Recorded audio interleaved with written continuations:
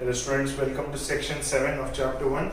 We will be continuing with our graphical method of solving linear equations in two variables. I will be picking two problems from practice at 1.2. Make sure you practice or not practice, make sure you just complete the rest of the problems in your copies. I will be providing two separate questions out of that for graphical method in the next class. So now, for now, practice at 1.2. This is question number 2. Sub question 1. We have two equations, x plus y equals to 6 and x minus y equals to 4. So first of all, I'll make the box x, y. This is my first value, second value, third value. Remember, in order to be safe, we are going to take three different values. So now, I have x plus y equals to 6. So initially, for any equation, whenever you approach a graphical method, try to take 0 once for x and 0 once for y. That will give you a very simple value for x and y. And then you can move on forward for some other value for the last or third final sets of values. So now in this case, I'm going to pick my first value x equals to 0. So I have put a 0 here. Substituting x equals to 0. This is for x plus y. Remember, now we have two equations. So now this particular box is being made for equation x plus y equals to 6. We have to make two separate boxes. We'll have two separate three sets of lines. So now x equals to 0 here gives us 0 plus y equals to 6, which implies y is equals to 6. So I have 0, 6. Now I'll take y as 0. This is y equals to 0, which implies x plus 0 is equals to 6. Again, x is equals to 6.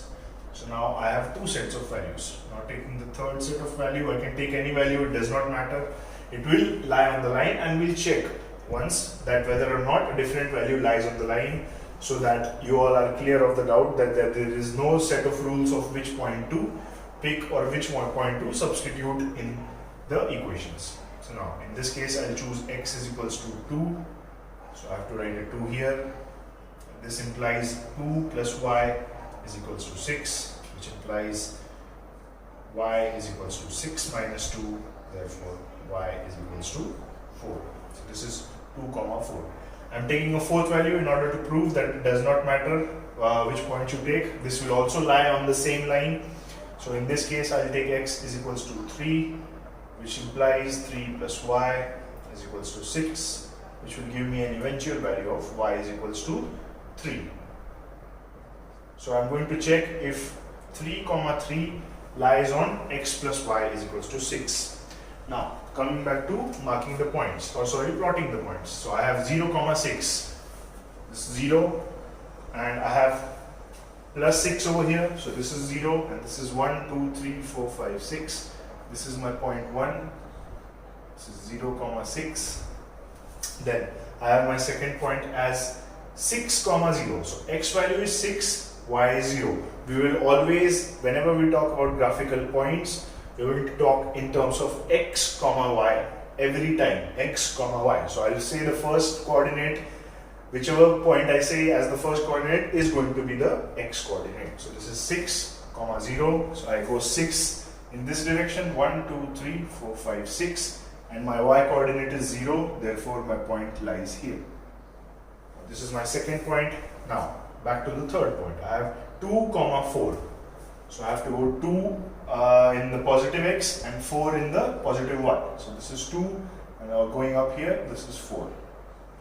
So now I'm going to join this line.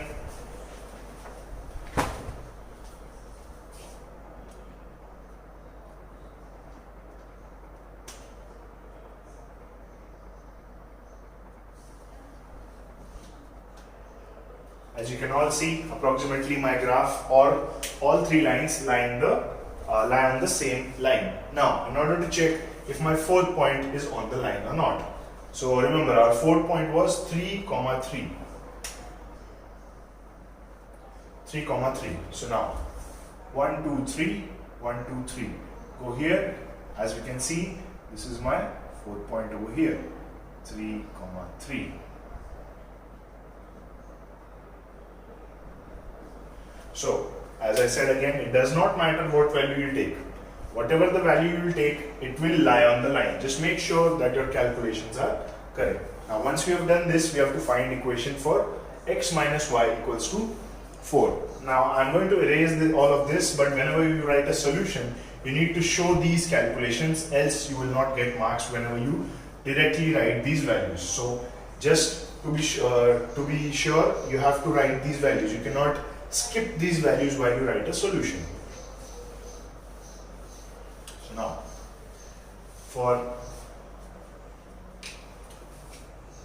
x minus y equals to 4, x minus y equals to 4, I have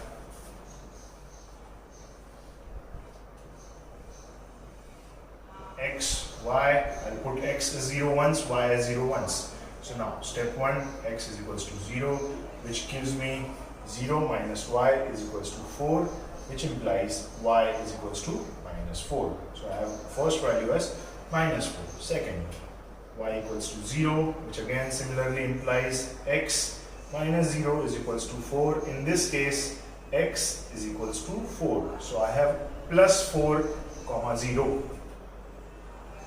Third case, I'll take x is equals to 2, which implies 2 minus y is equals to 4, which gives me minus y is equals to 2, which implies y is equals to minus 2.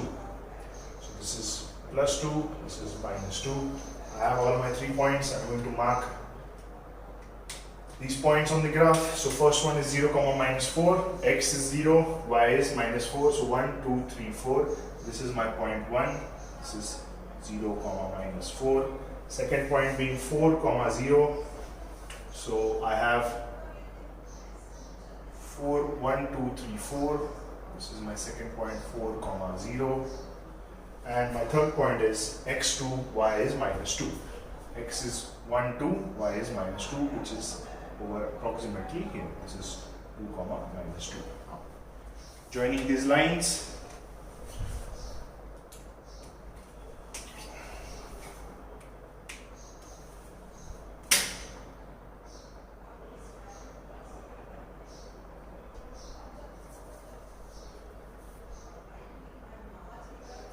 approximately I'm going to get a solution here. That solution is going to be 5, 1. We're going to see how it is seen. So now we are going to measure how many units from x origin it is on the x-axis and how many units it is from the origin on the y-axis. So this is 1, 2, 3, 4, 5. The point lies here, so I have x value as 5 and 1 unit in the positive y direction. So this is plus 1. So my solution in this case is x, y is equals to 5, 1. As you can see, 5, y lies on this line and on this line. Make sure whenever you make a graphical solution, you write the equation on that particular line. So this line is x plus y is equals to 6 and this line is x minus y is equals to 4. This is how we are going to write our solution. This is what will give you full complete marks in whichever examination you go. There's one more thing I need to point out. I missed writing down scale here. In every graph, anywhere you go, you have to mention your scale. So here we are going to write scale, x-axis 1 centimeter is equals to 1 unit, y-axis 1 centimeter is equals to 1 unit. This is absolutely necessary. If you do not write this particular thing, you do not get marks no matter how good you plot a graph. You have to make sure you write the scale in any graph you draw. So now once we have completed this, there's not much else to do. Now you guys understand how to write a graphical solution. I'm going to tell you which problems you need to solve as graphical solutions in your classwork copies. It's around 4 to 5 questions. In the next class, in the next section, we'll be completing practice set 1.2 completely. We'll make sure that we cover every problem in the practice set.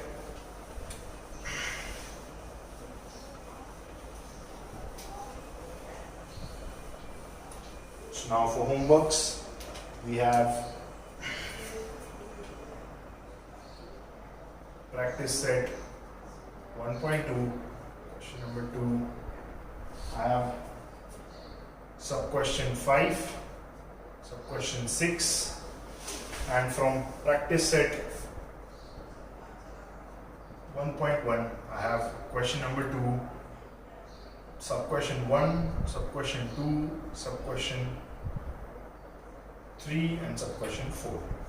So make sure you solve all of this by graphical methods.